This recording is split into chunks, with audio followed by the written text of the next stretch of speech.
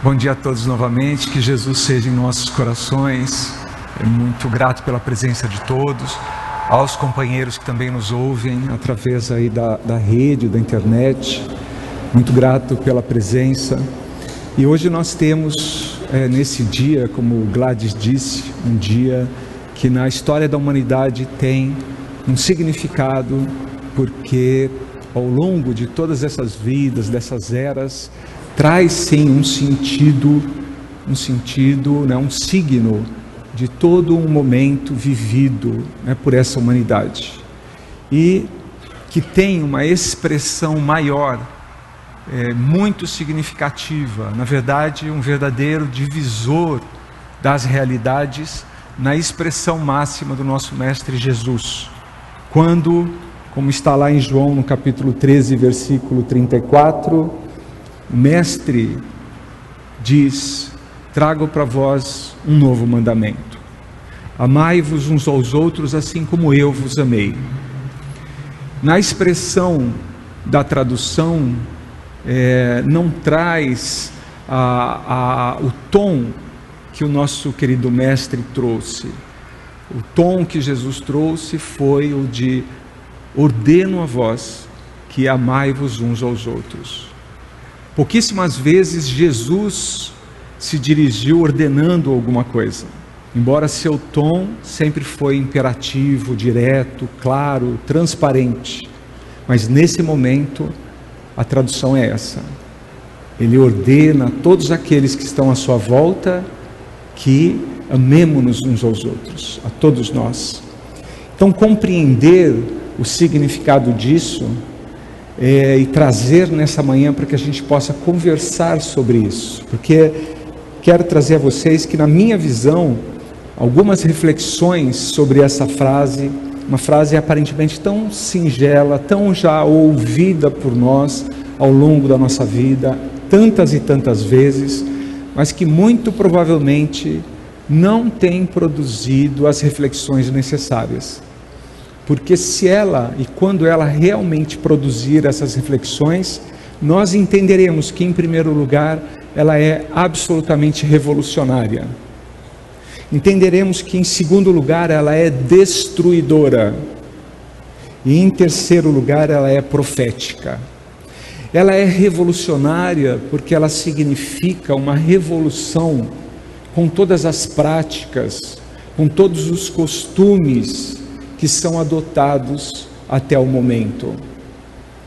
Costumes esses oriundos das nossas origens primevas, de lidar enquanto agressores, aqueles que buscavam na caça a sobrevivência, e cujos hábitos se estendem através da sofisticação do nosso intelecto, trazendo até os dias de hoje hábitos muito semelhantes. Então ela é revolucionária porque ela implica em absolutamente uma reestruturação absoluta de tudo aquilo que nós fazemos e principalmente de como nós fazemos. Essa frase é destruidora porque implica que nós coloquemos abaixo todos os nossos modismos, todos os modelos mentais que tenhamos praticados até aqui. Ela implica que nós coloquemos abaixo todas aquelas crenças que valorizam principalmente o ter e não o ser. Ela implica que nós olhemos para dentro de nós com verdade, coragem e profundidade e nos resgatemos de nós mesmos. Então ela é destruidora de um homem antigo, de um ser primevo, onde não mais faz sentido uma luta íngreme, hostil e agressiva pela sobrevivência, onde a frase do Mestre querido traz um novo patamar para todos nós em termos de vida. E ela é principalmente profética, porque Jesus, quando disse isso, ele estava vislumbrando o momento que nós todos viveremos ainda. Esse momento ainda não chegou, mesmo que passado 2000 anos, mas ele profetizou naquele instante de que sim, nós viveremos esse mundo onde todos se amarão de uma forma irrestrita, incondicional, absolutamente conectados com o nosso Criador. Então, há pouco mais de 2000 anos, quando Jesus nos trouxe e aos apóstolos a última ceia, deixou-nos esse mandamento, ordenou-nos a isso. Nós até agora acatamos de uma forma superficial, porque no momento em que nós de verdade abraçarmos e trilharmos o caminho do Mestre, nada mais será como antes. Mas sobre Jesus ainda, lá no Livro dos Espíritos, na questão 625, Kardec indaga: qual o tipo mais perfeito que Deus ofereceu ao homem para lhe servir de guia e modelo? E a resposta é muito clara: vede Jesus. E a nossa querida Joana de Ângeles, a mentora espiritual de Divaldo Franco, em relação ao Mestre querido, traça algumas linhas, de forma que entendamos a sua personalidade, as suas características. E lá no livro Jesus e Atualidade, no capítulo 4, Joana nos coloca que ele transmitia a confiança, porque possuía um caráter com transparência diamantina, que nunca se submetia às injunções vigentes, vindas de uma cultura primitiva, na qual predominavam o suborno das consciências. Imaginem, queridos companheiros, se até os dias de hoje nós fazemos trocas, nós somos vítimas, porque assim permitimos, dos subornos emocionais, afetivos e de autoridade.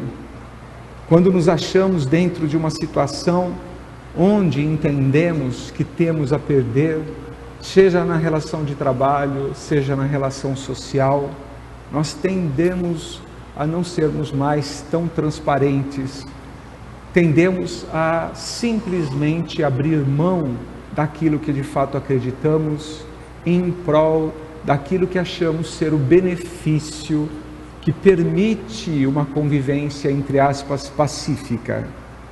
Ou seja, buscamos uma aceitação irrestrita. Não Jesus.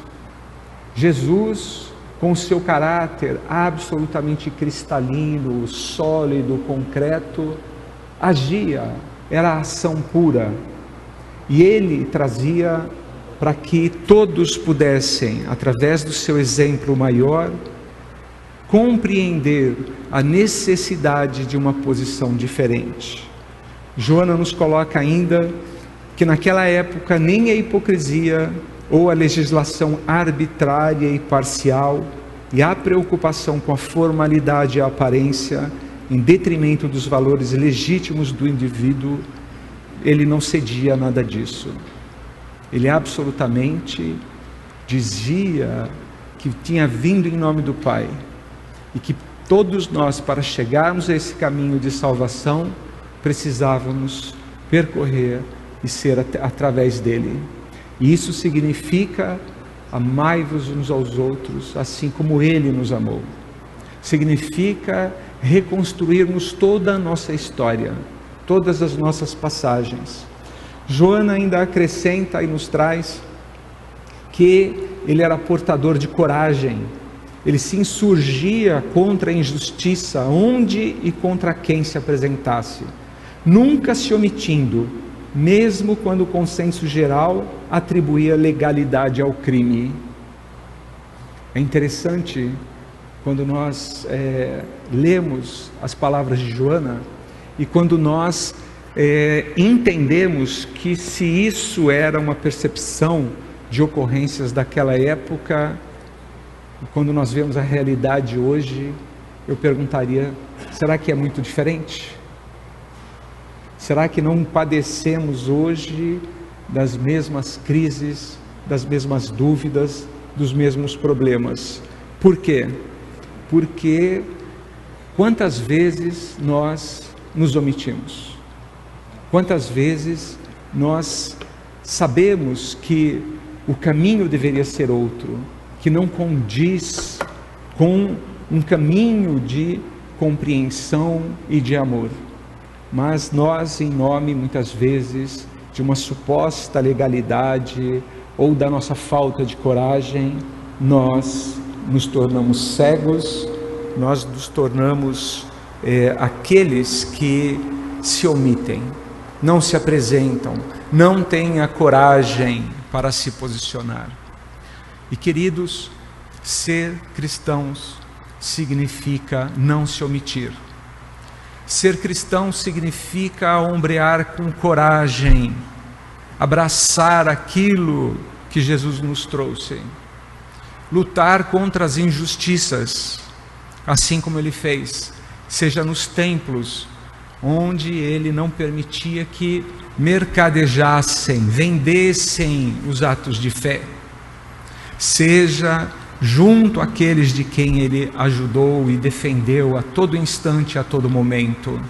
Ele não se omitiu, em nome de uma suposta pacificação que muitas vezes esconde uma covardia moral da nossa parte.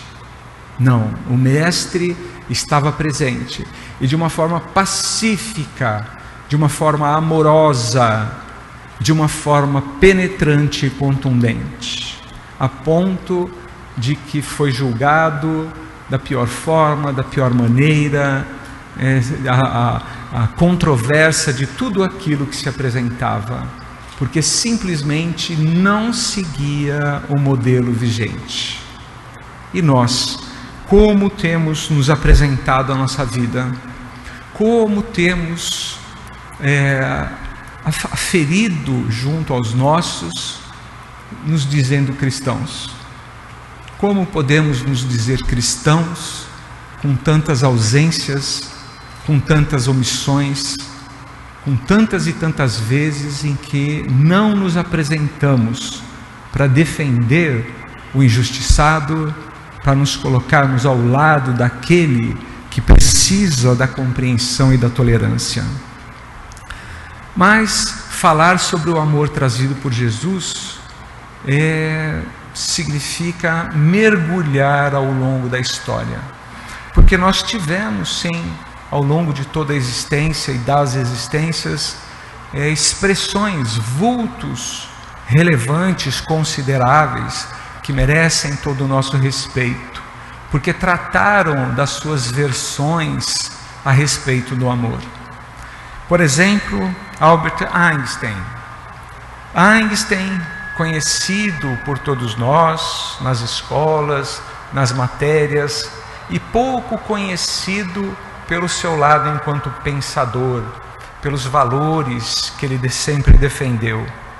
Ele deixou para toda a humanidade 4 leis que foram propostas por ele: a teoria especial da relatividade, a teoria da relatividade, as investigações sobre a teoria do movimento e a evolução da física.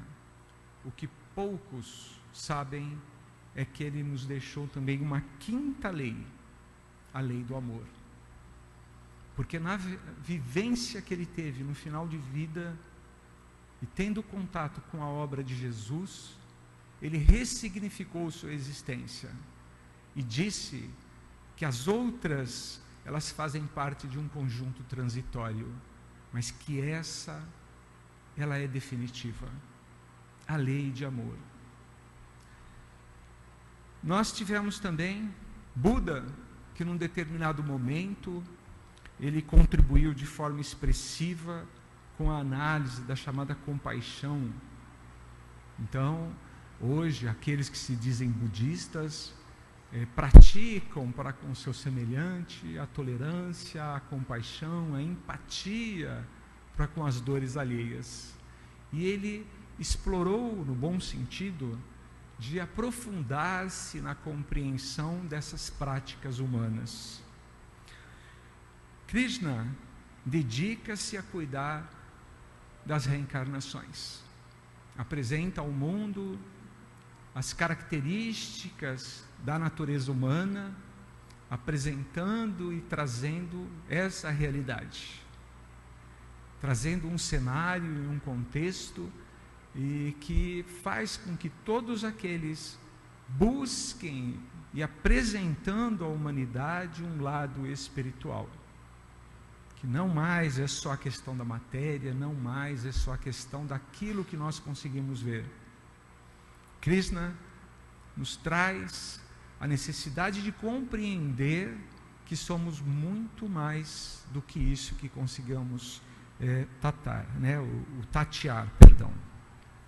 Moisés refere-se ao amor, não só lá no Decálogo, mas ele trata do amor em dois momentos, de uma forma clara e contundente: o amor a Deus e o amor aos pais. E Moisés tem, dentro da história, o curso, junto à sua população, a tarefa de organizar aquela sociedade, a tarefa de reduzir os abusos de toda a natureza que eram praticados por aquela comunidade, aquela sociedade. Mas trata do amor de forma muito específica e somente por 2 vezes. Confúcio dedica-se a cuidar da sociedade, das leis da sociedade, da organização da vida em sociedade, dos processos, das hierarquias. Também não fala do amor. Mas é em Jesus, é no Mestre amoroso e amigo, que nós encontramos definitivamente a chave de resposta para aquilo que é verdadeiramente a felicidade de todos nós. É onde ele anuncia o amor, coparticipação com Deus. É onde nós somos apresentados como filhos diletos, não mais como aqueles seres que, ora deixados de lado, ora espartejados da sociedade, recriminados, punidos de forma violenta e cruel. Mas ele nos apresenta um Pai amoroso, que nos abraça, que nos perdoa, que nos oferece oportunidades, independente daquilo que tenhamos feito. Porque no estágio em que todos nós estamos, nós todos somos ainda equivocados. Somos equivocados na compreensão do que é o bem. Somos ainda infantis na tradução que fazemos do que é o amor. Somos ainda bastante crianças um tanto peraltas em relação a como lidamos com o nosso semelhante. Foi através de Jesus, foi através do seu exemplo maior, de tudo aquilo que ele fez em somente 3 anos. 3 anos de uma vida pública, onde nos deixou uma mensagem eterna, que significou, que significa, que significará para todo o sempre a reconstrução de que nós precisamos. Sim, porque, queridos companheiros, nós, nos dias de hoje, dias tão difíceis, onde no mundo inteiro a dor impera, onde a alucinação emocional e psicológica tomou conta de todas as sociedades, onde o desvario, onde a crueldade, graças à tecnologia, toma formas nunca antes vistas. A dor que nós carregamos só tem um remédio para isso: Jesus. Não adianta tentarmos buscar a solução, a alternativa em situações às vezes bizarras, que nos colocam mais em uma condição vexatória, que aquele que nos enxergaria teria vontade de rir, porque não entende de fazermos determinadas coisas. E quantas vezes nós fazemos coisas que, passado algum tempo, nós mesmos sentimos vergonha, porque vamos buscar soluções milagrosas, extraordinárias, aonde não existe. E com isso aprofundamos o nosso grau de ilusão. Com isso nos distanciamos da verdadeira solução. E a verdadeira solução já nos foi exposta há mais de 2000 anos. Amai-vos uns aos outros, assim como eu vos amei. Entendem, queridos, que todos nós temos um trabalho gigantesco de compreender e principalmente de viver no nosso dia, em cada situação, aquilo que o Mestre nos legou. Nós precisamos traduzir para a nossa realidade aquilo que Jesus viveu de uma forma intensa e verdadeira durante toda a sua vida aqui na terra, e que vive até hoje. Que vive porque ele ressurgiu no plano real, verdadeiro, na vida em espírito, e de lá orienta os nossos caminhos, nos ajudando, sendo o nosso porto seguro, a nossa esperança de que os dias amanhã serão melhores, sim, mas que cabe a cada um de nós fazer a nossa parte. Ele não poderá andar o metro, a distância, ele não poderá carregar mais do que já carrega o peso que cabe a cada um de nós. Não é lícito. O amor, então, na sua expressão maior, vivida pelo Mestre, que viveu emoções que para a época eram absolutamente desconhecidas. Jesus, por várias vezes, chorou. Na chegada em Jerusalém, o Mestre chorou. No monte em oração, ele chorou.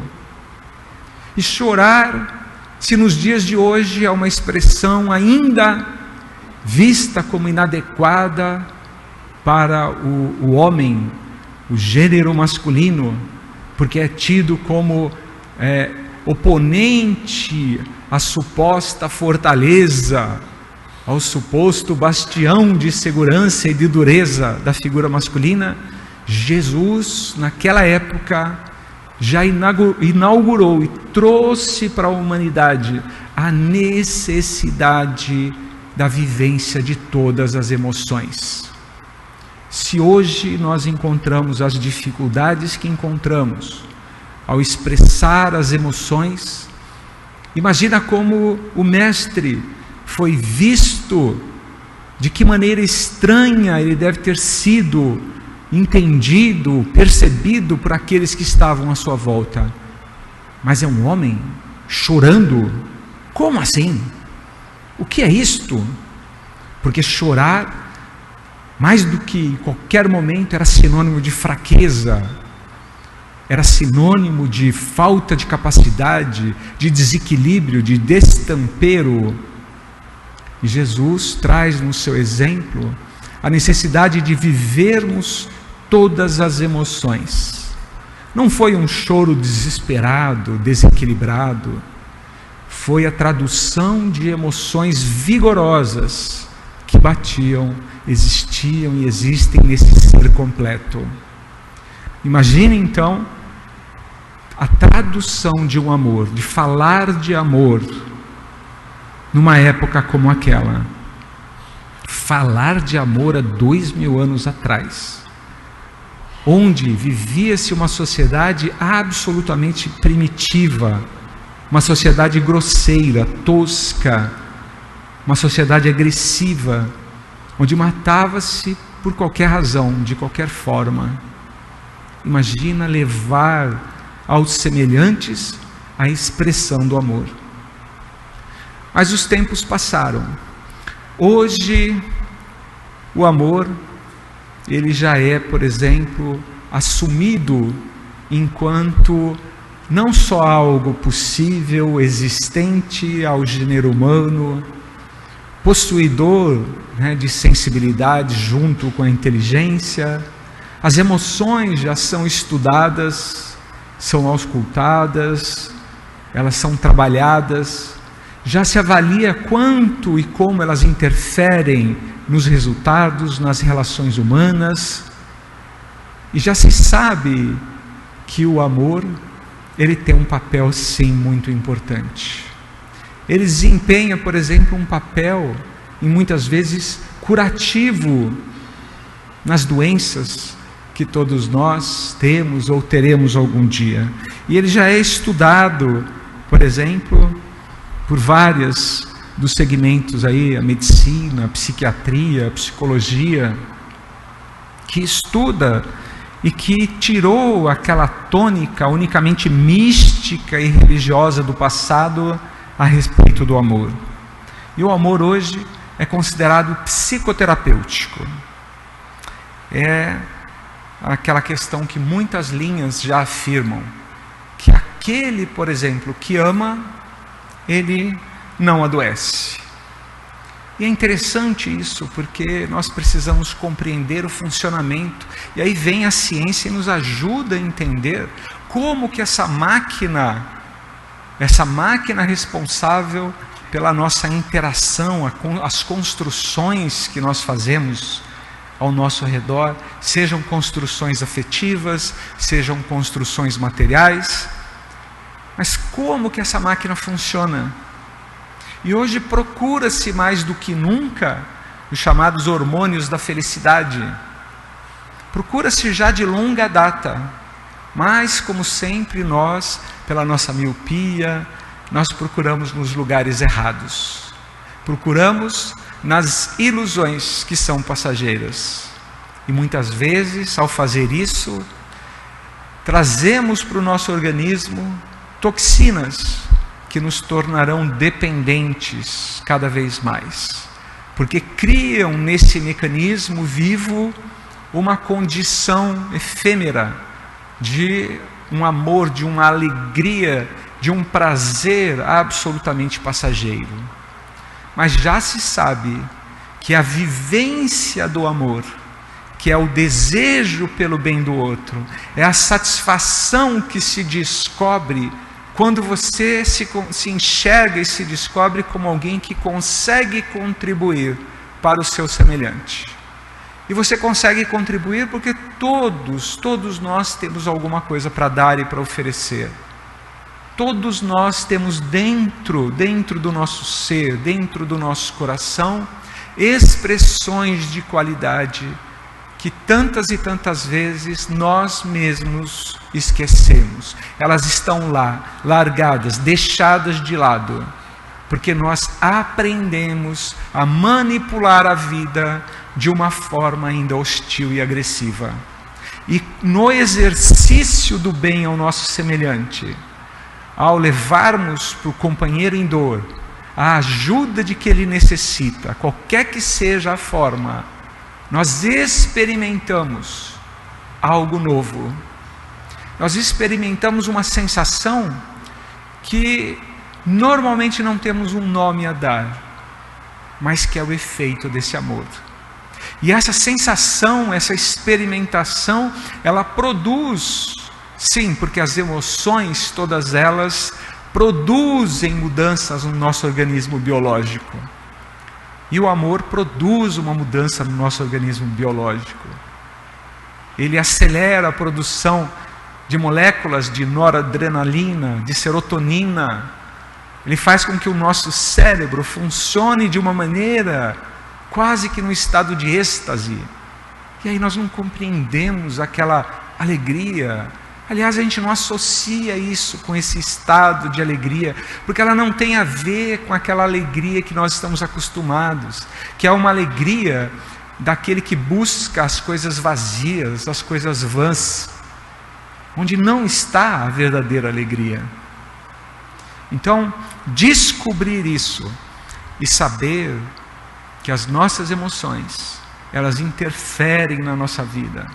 Elas são produtoras dos nossos estados emocionais, mas principalmente dos nossos estados de saúde.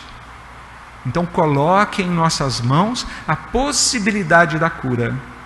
Olha só, quando Jesus disse quando tiveres fé do tamanho de um grão de mostarda, dirás a essa montanha: passa daqui para acolá, e ela passará.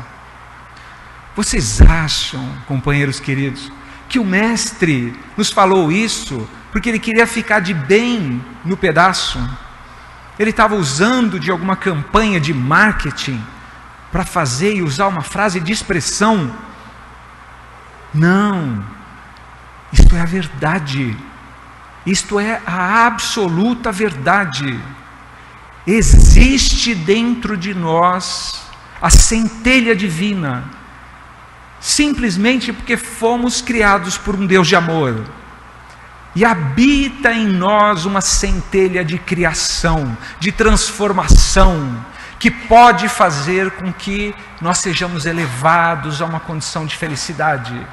Está dentro de nós essa condição, basta que nós queiramos fazer isto, basta que nós resgatemos a fala do Mestre e acreditemos nele. Você acha que Jesus mentiria para nós? Você acha que ele simplesmente falaria para agradar um ou outro?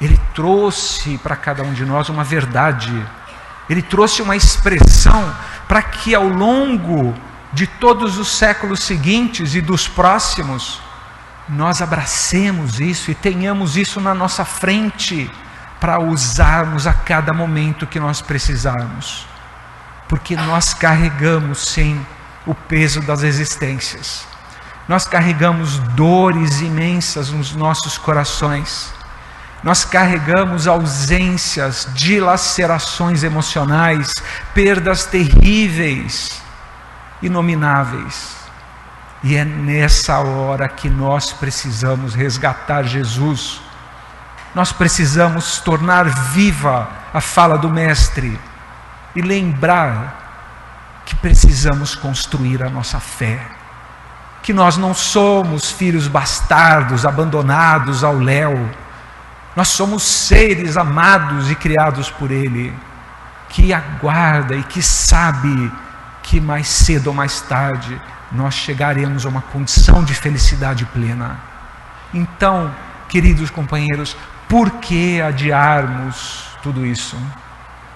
Por que cedermos a ilusões tão passageiras, como a da posse, como a do poder, como a dos cargos, como a dos diplomas, que não servirão de nada na verdadeira vida? Aliás, muitas vezes já não servem hoje já não serve para nada, porque é o desemprego que só faz aumentar. Quantos e quantos não procuram trabalho de posse de muitos, 1, 2, vários diplomas, várias competências adquiridas, mas não serve mais. Esse modelo não funciona, só nós não estamos querendo enxergar, só nós não estamos querendo ver que passou da hora. Nós precisamos, está nas nossas mãos, tomar aquilo que nos compete e traçar o caminho em busca dessa felicidade, da verdadeira felicidade. Jesus condena o pecado, mas nunca o pecador. Nós precisamos lembrar isso, porque na nossa cabeça e na nossa miopia, nós ainda confundimos as coisas. E nós não somos capazes, no exercício da tolerância, de compreender que tantas e tantas vezes aquele companheiro que pisou no nosso pé, que trouxe algo diferente do que nós imaginávamos e queríamos, ele simplesmente está equivocado. Ele padece da miopia da ilusão, ele está aferrado às suas condições transitórias, efêmeras, e não se apercebeu disso. Mas se você vive Jesus com verdade no seu coração, você não será omisso ao erro, mas aquele que errou você compreenderá que será passageiro, e será um tanto mais passageiro se ele puder contar com a sua compaixão, com a sua tolerância, com a sua mão estendida para erguê-lo quando ele precisar. Joana nos traz novamente que a dificuldade de expressão do amor, ou a descrença que cresce nesse sentimento, é causa de graves problemas para a psique e, por consequência, para a sociedade, por estar na base das relações humanas. Nós estamos e vivemos o momento dos ismos, do egoísmo, do individualismo, do sexismo e de tantos outros ismos. Nós vivemos uma sociedade cada vez mais erotizada, uma sociedade voltada para si mesmo, uma sociedade onde as pessoas passaram a ter, de uma forma contundente, medo uns dos outros. Como fazer isso e não olhar a mensagem do Mestre? Por que continuar sofrendo se já temos a chave para a transformação? Ela ainda continua dizendo: na causa dos distúrbios psicológicos sempre se encontrará o amor ausente. Olha só. Se encontrarmos então ao nosso derredor aquele companheiro amargurado, aquele companheiro que muitas e muitas vezes não consegue esboçar no seu rosto um sorriso, que vive cabisbaixo, devemos pensar em que momento da sua existência ele deixou de amar. Aonde que está dentro desse ser o amor? E vocês sabem que o amor, que o contato físico, que a expressão fraterna e amorosa, ela pode transmitir a outra, é uma conexão. Não é como nós ligamos um botão e através daquele botão faz-se um contato e passa energia. Nós podemos sim acionar no nosso semelhante esse mecanismo de amor e de fraternidade. Então, para aquele companheiro que está ao nosso derredor e que não consegue levantar a face para cima, não consegue trazer uma palavra de esperança ou positiva, sejamos nós os emissários desse amor. Levemos através de um abraço. Ele vai estranhar. Pode ser que ele estranhe, mas o que é isso? Você me dando um abraço? Nós não temos tanta intimidade assim? Que coisa é essa? Corra esse risco. Se encorajem a chegar para ele. Mas é que eu vejo você aí acabrunhado. E olhe ao nosso redor, eu estou aqui, você está aí. Nós temos um trabalho para fazer, temos o dia para vencer, temos coisas para entregar, vamos atender pessoas, vamos entregar, fazer entregas com o uso da nossa inteligência, das nossas habilidades. Então vamos fazer isso, eu farei junto com você, você não está só. Pode ser que você esteve só até agora, mas você não está só, eu estou aqui do seu lado. Ele não vai entender nada, vai achar você louco, mas não importa. Leve ao outro essa expressão de solidariedade, acione no outro essa capacidade amorosa e fraterna que existe, mas que está escondida, porque ele se envergonhou disso um dia. Ele temeu ser açoitado pela expressão do seu sentimento, da sua emoção. Ele temeu em algum momento da sua vida mostrar fraqueza, ser engolido pela agressividade dos dias e dos tempos. Ele temeu se mostrar frágil ao dizer que ama. Nós podemos, companheiros queridos, resgatar em cada um coisas como essa. Um cientista, psicólogo, existencialista, Rollo May, num livro consagrado dentro da área da psicologia, ele escreveu: quando seca a vida interior, quando o sentimento diminui e aumenta a apatia, e a apatia do grego apatos quer dizer a fuga de sentir. Olha só, a fuga de sentir.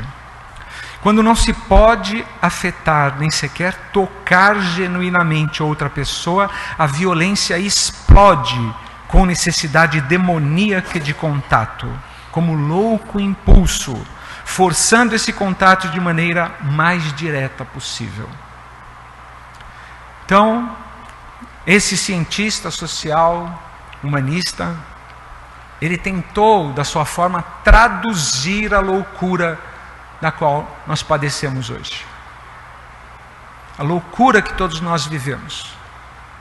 Fruto, então, dessa apatia. A apatia que significa toda a nossa energia de vida usada dia após dia para que nós deixemos de sentir. Nós fazemos diariamente um esforço emocional e intelectual para dizer para o mundo que aquilo não nos afeta. Nós somos estimulados, os nossos sentidos são estimulados dezenas de vezes por minuto, de uma forma visual, sonora, e como maneira de nos protegermos, nós nos tornamos apáticos, a ponto de que nós já circulamos comumente pelas ruas, encontramos pelo caminho irmãos nossos, largados nas ruas, nas calçadas, e que nós não sabemos o que passa naquele coração. Nós entendemos que a situação não é digna, não é humana, mas nós continuamos a nossa jornada, apáticos à necessidade alheia. E assim nós nos acostumamos e fazemos a mesma coisa nos escritórios, onde a pessoa sentada à mesa ao lado não mostra uma expressão de alegria ou de qualquer coisa. Mas nós não vamos perguntar, nós estamos apáticos. E apáticos nós circulamos pelas nossas vidas. Vamos procurar as coisas nas lojas, na padaria, na farmácia, e encontramos seres apáticos, que sequer olham nos nossos olhos, que muitas vezes nos obrigam a repetir 2 ou mais vezes motivo pelo qual estamos ali, porque não conseguem sequer nos ouvir, que dirá nos entender. Nós nos tornamos uma sociedade apática, uma sociedade que está preferindo não sentir. Mas como sentir é humano, sentir é uma necessidade, porque as emoções são humanas e são necessárias, nós nos atiramos a impulsos desenfreados, aviltantes para o nosso corpo, tanto físico quanto espiritual. E nos perdemos nos abismos da nossa existência, até o dia em que descobrirmos que não adianta, não serviu de nada. Os tempos passaram e vivemos ilusões, porque não seguimos Jesus, porque não quisemos dar ouvidos ao amai-vos uns aos outros assim como eu vos amei, porque recusamos em nós mesmos a centelha de transformação que habita no nosso ser. Omissos e covardes, nos deixamos levar pelas desculpas do dia e damos as costas ao Mestre e principalmente a nós mesmos. Não podemos assim, queridos, esquecer a edificação do sentimento. É urgente. Não nos achamos simplesmente diante de um espiritismo social. Não é isso. Não basta apenas, já é bastante, mas não somente entregar algumas sacolas de comida com alimento material, mas sim um pleno movimento de recuperação da dignidade humana, porque em verdade, perante o materialismo irresponsável a sombrear universidades, gabinetes, administrações, conselhos, laboratórios e templos, cenáculos e multidões, o Evangelho de Jesus, para o esclarecimento do povo, tem regime de urgência. Companheiros queridos, o amor é terapêutico. O amor trazido por Jesus é curativo. E não é uma coisa inalcançável, que está na mão de outros, Está nas nossas mãos fazer a diferença e caminharmos de uma forma diferente. Compreendermos que no seu momento atroz de existência, o Mestre, exemplo maior de amor, o que ele fez? Ele não apenas desculpou aqueles que o levaram à cruz. Ele ora ao Pai e pede que os perdoe, porque eles não sabem o que fazem. Eles entendem os equívocos cometidos. E nós, o que é que nós estamos fazendo? Somos capazes, de uma forma, esse amor imenso, mas somos capazes ao menos de desculpar? Porque todas as vezes que nós descumprimos a lei do amor, nós infringimos e trazemos para nós débitos que em alguns momentos precisarão ser resgatados, companheiros queridos. E é importante que nós entendamos que talvez não consigamos ainda viver o amor que Jesus viveu por nós. Não conseguimos. Na verdade é isso, não conseguimos. Mas na expressão e nas traduções gregas, hebraicas sobre o amor, ele tinha basicamente 3 momentos assim bem distintos. O amor eros, aquele ligado ao prazer momentâneo das sensações sensoriais, que existe até hoje. Procura-se a felicidade através de sensações, sejam elas químicas, sejam de atividades que parecem prazerosas momentaneamente, mas de forma muito fugaz.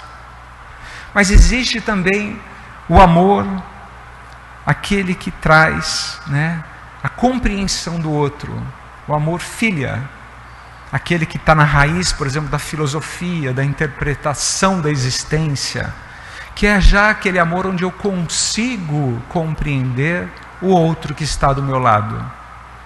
E também o amor ágape. O amor ágape, como ele é traduzido, é aquele, a esse sim, vivido por Jesus na sua mais alta expressão. É aquele amor que é dado ao outro de uma forma incondicional, sem esperar absolutamente nada, nenhum reconhecimento, nada em troca.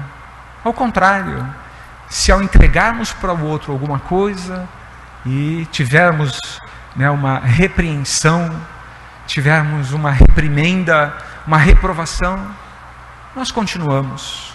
Porque o amor, ele está em nós, ele não está no outro, e há uma confusão aí. Nós dizemos que amamos, mas quando o outro não é recíproco a esse amor, quando ele nos reprova, nós o deixamos de lado. E o amor não deixa ninguém de lado, não deixa ninguém para trás, porque o amor o amor está em mim, não está no outro. Então, se o outro não quiser o meu amor, se o outro não me amar, se o outro, ao contrário, me odiar, o problema é dele. Eu continuo amando, porque o amor está em mim. E quando o amor está, ele sempre estará. Porque o amor, ele é. Não existe passado, não existe conjugação do verbo passado para o amor. Olha que coisa interessante, difícil para a gente entender. O amor é. Porque quem ama, amará sempre. Temos que nos separar porque não te amo mais. Mentira. Nunca amou, se enganou no cenário das sensações, porque quando amar de verdade, sempre amará. E é por isso que Paulo, o apóstolo, nos traz, na sua compreensão, que o amor ágape é aquele vivido nessa existência pelas mães. O amor de mãe é aquele que mais se aproxima do amor de Jesus por nós. O amor incondicional. Porque já viram? Filho não retorna ao lar. Não liga. Tem vergonha. Desaparece. É ingrato. Mas ela continua amando. Ela sempre o amará. Sempre haverá uma explicação, uma tolerância, sempre haverá compaixão. Esse é o amor ágape. Esse é o que nós temos que fazer. Então, companheiros queridos, precisamos fazer uma revolução no nosso organismo. Precisamos expulsar os nossos pensamentos que têm produzido até agora cortisol, adrenalina, que são aqueles sentimentos trazidos lá das eras primeiras, quando nós sobre a terra, os homens sobre a terra viviam nas cavernas, e onde o primeiro sentimento, que foi o medo, surgiu, porque quando ele viu definhar à sua frente um seu semelhante, morreu e se consumiu, e aquilo gerou o medo primordial de que iria acontecer a mesma coisa com ele. Daí para frente, as ações de proteção e de segurança tomaram aspectos indefiníveis. E surgiu na agressão um com o outro a ira, a raiva, o segundo grande sentimento da humanidade, e que habita os nossos corações até hoje, e que graças à ciência nós sabemos que produzem na nossa biologia, no nosso físico, substâncias corrosivas das mais variadas, provocando adoençamentos, cânceres, sintomas dos mais terríveis para nós mesmos. Nós somos produtores das nossas doenças, mas temos a solução, porque ao vivermos estágios de amor, nós traremos outras composições químicas. Através das novas emoções, nós traremos condicionamentos diferentes para o nosso organismo.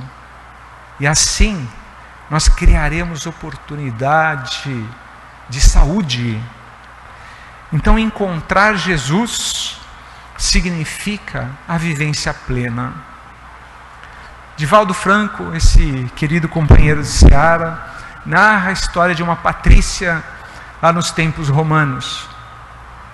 Mulher da sociedade romana, mulher que frequentava os círculos, porque era uma sociedade em castas, onde não se misturavam os níveis, os cargos, as hierarquias, mas ela, abastada pelaquela sociedade, ela vivia o seu dia a dia, com o seu marido, o seu esposo, uma esposa nova, uma mulher nova.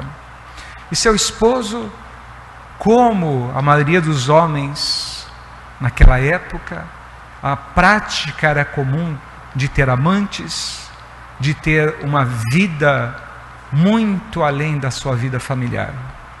Só que ela, esposa sensível, sentia no âmago do seu coração a dor da distância e da solidão. Porque embora o seu templo, a sua residência, a sua estrutura física fosse contemplada com o que havia de melhor para a época, não lhe faltavam serviçais, nem alimentos, nem as joias e os perfumes da época, mas o seu íntimo vivia em solidão. E ela teve a sorte de conviver nos tempos de Jesus. Ouviu falar do Mestre e se aproximou das multidões para ouvir o que ele dizia. E pela terceira vez que participou ouvindo o Mestre e o seu chamado, numa única e rara oportunidade, ela se aproxima e fala: Jesus, largarei tudo o que eu tenho e te seguirei. E o Mestre, com seu semblante impassível, sereno, amoroso: se queres mesmo me seguir, viva na sua vida aquilo que eu prego e que faço. E ela entendeu que não havia necessidade de largar da sua vida e da sua existência para de forma real estar vivendo Jesus. Não temos mais necessidade de estarmos assolados em monastérios ou em recintos próprios. Nós precisamos testemunhar a vida com Jesus, enfrentando as nossas dificuldades, quaisquer que sejam elas, quaisquer que sejam as naturezas. Jesus disse para ela: ame o seu esposo com todo o amor que você tem no seu coração. Ah, mas ele faz isso, aquilo. ame-o assim mesmo. Dia chegará em que ele enxergará a realidade e terá gratidão, porque saberá na sua existência que alguém o amou de verdade. Nós não precisamos fugir de nada, ao contrário, tudo aquilo que está ao nosso entorno nos é lícito. A maneira pela qual nós fazemos é que está nas nossas escolhas. O Mestre querido, há mais de 2000 anos, nos ensinou nos ordenou que amemos-nos uns aos outros como Ele nos amou. Muito grato pela paciência de todos, que vocês possam ter um domingo de Páscoa abençoado em Jesus. Que Ele nasça com verdade no coração de cada um de nós. E que nós tenhamos a certeza de que está nas nossas mãos e no nosso coração resgatarmos que aquilo que existe dentro de nós, a centelha divina da criação, e fazermos diferente. Muito grato a todos.